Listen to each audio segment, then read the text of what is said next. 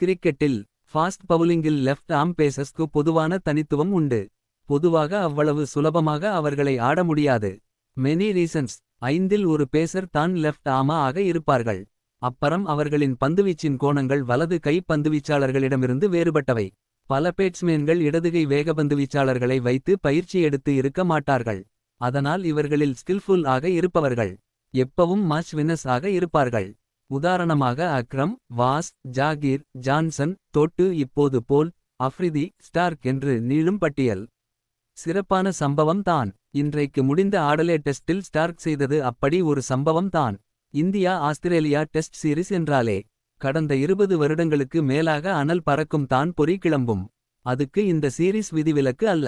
முதல் டெஸ்டில் பாய்ந்து அடித்த இந்திய அணியை இந்த டெஸ்டில் சிதற விட்டார் ஸ்டார்க் என்றே சொல்ல வேண்டும். முதல் டெஸ்டில் ஜெய்ஸ்வால் அவரை உரண்டை இழுக்க. இந்த டெஸ்டில் அவர் தந்த பதிலடி பார்க்க அவ்வளவு ஆக்ரோஷமாக இருந்தது. சும்மா இருந்தவரை சுரண்டி விட்டான்பா ஜெஸ்வால் என நம்மாட்கள் சிலர் புலம்புவதை பார்த்தேன்.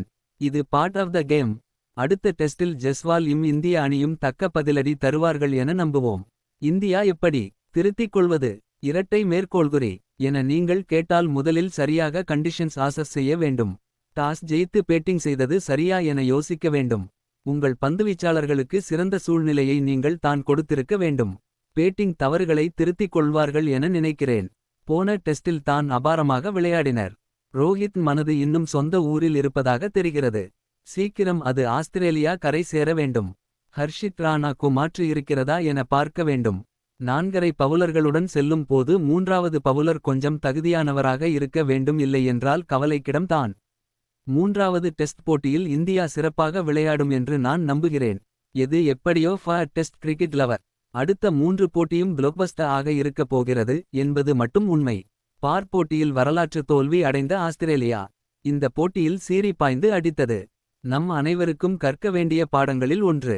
இன்று ஆட்ட முடிவில் ஸ்டார்க் இடம் கேட்கப்பட்ட கேள்வி ஒன்று. படுதோல்விக்கு பிறகு எப்படி இந்த போட்டிக்கு தயார் ஆனீர்கள்? அதற்கு ஆத்திச்சுடி போல ஒரு வரியில் அவர் சொன்ன நச் பதில், வி லெஃப்ட் பார்த் இன் பார்த். எவ்வளவு உண்மை! தவறு செய்த தருணத்தையும் தோல்வி அடைந்த இடத்தையும் நாம் மனதில் தூக்கி சுமப்பதால் தான் மேற்கொண்டு நகர முடியாமல், வெற்றி வழி செல்ல முடியாமல் இருக்கிறோம். அதை அங்கேயே விட்டு நாம் மட்டும் நகர்ந்து செல்வது தான் த பெஸ்ட் மூவ் என்பதை ஒரு வரியில் சொன்ன ஸ்டார்க்கு வாழ்த்துகள்.